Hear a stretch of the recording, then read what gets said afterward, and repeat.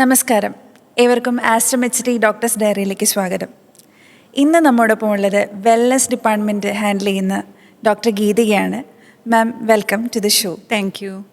മാം, നമുക്ക് വെൽനസ് എന്ന് പറയുമ്പോൾ എന്താണ് ആക്ച്വലി വെൽനസ്? നമുക്ക് ഈ ഒരു ഡിപ്പാർട്ട്മെൻറ്റ് അല്ലെങ്കിൽ വെൽനസ് എന്ന് പറയുമ്പോൾ നമുക്ക് പേഷ്യൻസ് അധികം ചിന്തിക്കാത്തൊരു ഏരിയയാണ്. എന്താണ് നമ്മുടെ വെൽനസ് എന്നോ അല്ലെങ്കിൽ അതിനെക്കുറിച്ചൊരു തോട്ട് പ്രോസസ്സോ അധികം ഇല്ലാത്തൊരു സാഹചര്യത്തിലാണ് നമ്മളെല്ലാവരും നിൽക്കുന്നത്. ഒരു അസുഖം വരുമ്പോൾ ഒരു ട്രീറ്റ്മെൻറ്റ് എടുക്കുക എന്നുള്ളതിലപ്പുറം അതിനെക്കുറിച്ചൊരു ബോധവാന്മാരല്ല നമ്മളാരും. ശരിക്കും എന്താണ് അതിൻ്റെ ഇമ്പോർട്ടൻസ്? മാമിൻ്റെ ആ ഒരു ജേണി എങ്ങനെയായിരുന്നു? ഓക്കെ, ഞാനിവിടെ വെൽനെസ്സിൽ ഫിസിഷ്യനായിട്ട് ജോയിൻ ചെയ്തിട്ട് ഇപ്പോൾ ഒരു 5 ഇയേഴ്സായി. വെൽനെസ് എന്ന് പറയുന്നത് നമ്മുടെ ശരീരത്തിൻ്റെ ആരോഗ്യമാണ്.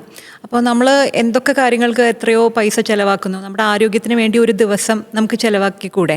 അപ്പോൾ നമ്മൾ ആക്ച്വലി വേറെ കുറേ കാര്യങ്ങൾക്ക് ചിലവാക്കുന്നതിൻ്റെ അത്രയൊന്നും ആവില്ല നമ്മുടെ ആരോഗ്യത്തിന് വേണ്ടി നമ്മൾ ചിലവാക്കുന്ന കുറച്ച് പൈസ. അപ്പോൾ വർഷത്തിലൊരിക്കൽ ഒരു ദിവസം ഹെൽത്ത് ചെക്കപ്പ് എന്ന് പറഞ്ഞ് വെൽനെസ്സിലേക്ക് വരുമ്പോൾ നിങ്ങൾ അറിയുന്നത് നിങ്ങളുടെ ആരോഗ്യത്തിൻ്റെ ആ ഗ്രാഫാണ്. എവിടെയാണ് നമ്മൾ നിൽക്കുന്നത്? നമ്മൾ ആരോഗ്യം ശരിക്കും നമ്മൾ വിചാരിക്കുന്ന പോലെ നമുക്ക് ആരോഗ്യം ഉണ്ടോ? നമുക്കിപ്പോൾ എന്തെങ്കിലും ചെയ്ത് നമ്മുടെ ആരോഗ്യത്തിനെ പ്രൊട്ടക്റ്റ് ചെയ്യേണ്ടതുണ്ടോ? ഇതെല്ലാം അറിയുന്നത് ഒരു ഹെൽത്ത് ചെക്കപ്പിൽ കൂടെയാണ്. അപ്പോൾ വെൽനെസ് എന്ന് പറയുന്നത് ഇവിടെ ഹെൽത്ത് ചെക്കപ്പാണ്. ഓക്കെ, നമുക്കൊരു വെൽനസ്സിൽ തന്നെ റെഗുലർ ചെക്കപ്സോ അങ്ങനെ എന്തെങ്കിലും ടൈം പീരീഡോ അങ്ങനെ എന്തെങ്കിലും ഉണ്ടോ മാം? പണ്ടൊക്കെ നമ്മളൊരു 30 വയസ്സാകുമ്പോൾ ആദ്യമായിട്ടൊരു ഹെൽത്ത് ചെക്കപ്പ് ചെയ്യൂ എന്നൊക്കെ പറയുമായിരുന്നു. ഇപ്പോൾ ഇന്നത്തെ സാഹചര്യത്തിൽ നമ്മൾ നേരത്തെ ഹെൽത്ത് ചെക്കപ്പ് ചെയ്യുന്നതായിരിക്കും നല്ലത്. 30 വയസ്സ് വരെ ഒന്നും വെയിറ്റ് ചെയ്യണ്ട. കാരണം ഇന്നത്തെ കാലത്ത് നമുക്ക് വ്യായാമമൊക്കെ കുറവാണ്. നമുക്ക് എല്ലാവർക്കും, കുട്ടികൾ ഉൾപ്പെടെ സ്ട്രെസ്സൊക്കെ കൂടുതലാണ്. എക്സസൈസ് ചെയ്യാൻ സമയമില്ല. പിന്നെ കമ്പ്യൂട്ടർ, ലാപ്ടോപ്പ്, മൊബൈൽ സ്ക്രീൻ ടൈമൊക്കെ കൂടുതലാണ്. അങ്ങനെയാവുമ്പോൾ നമുക്ക് അസുഖങ്ങൾ നേരത്തെ വരാനുള്ള സാധ്യതകൾ കൂടുതലാണ്. അപ്പോൾ ഒരു 18-20 വയസ്സിൽ ആദ്യത്തെ ചെക്കപ്പ് ചെയ്യുന്നതായിരിക്കും നല്ലത്.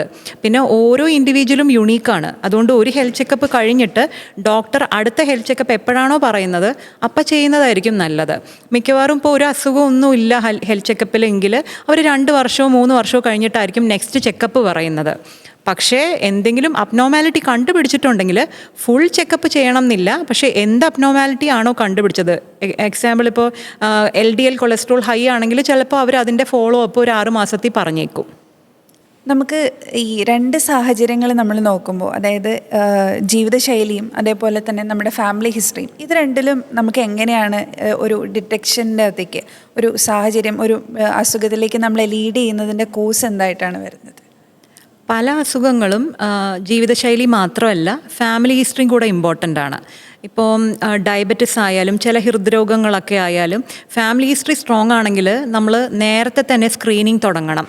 അപ്പോൾ നേരത്തെ തന്നെ കണ്ടുപിടിക്കുകയാണെങ്കിൽ അതിൻ്റെ കോംപ്ലിക്കേഷൻസ് നമുക്ക് അവോയ്ഡ് ചെയ്യാൻ പറ്റും. ഇപ്പോൾ ഷുഗറൊക്കെ നേരത്തെ കണ്ടുപിടിക്കുകയാണെങ്കിൽ ഷുഗറിൻ്റെ കോംപ്ലിക്കേഷൻസ്, അതായത് ചെറിയ രക്തക്കുഴലുകളെയും വലിയ രക്തക്കുഴലുകളെയും കാലക്രമേണ ഡാമേജസ് വരുത്താൻ ഡയബറ്റിസിന് കഴിയും. അപ്പോൾ നമ്മൾ ഷുഗേഴ്സ് നേരത്തെ കൺട്രോൾ വെക്കുകയാണെങ്കിൽ നമുക്ക് അതൊക്കെ കോംപ്ലിക്കേഷൻസ് പ്രിവെൻറ്റ് ചെയ്യാൻ പറ്റും. അപ്പോൾ ഫാമിലി ഹിസ്റ്ററി ഭയങ്കര ഇമ്പോർട്ടൻ്റ് ആണ്. ഈവൻ ഫോർ ക്യാൻസേഴ്സ്, ചില ക്യാൻസേഴ്സ് ഒക്കെ ഉണ്ടെങ്കിൽ നമ്മളത് പ്രത്യേകം നോക്കും. ഇപ്പോൾ കോളൻ ക്യാൻസേഴ്സ് ഒക്കെ ഫാമിലിയിൽ വളരെ സ്ട്രോങ് ആണെങ്കിൽ നമ്മൾ കോളനോസ്കോപ്പി സ്ക്രീനിങ് നേരത്തെ തന്നെ പറയും. അതുപോലെ മാമോഗ്രാം സ്ക്രീനിങ്, പാപ്സ്മിയർ, ഇതിങ്ങനത്തെ ക്യാൻസർ സ്ക്രീനിങ്ങും ചെക്കപ്പിൻ്റെ ഭാഗമായിട്ട് വരുന്നുണ്ട്.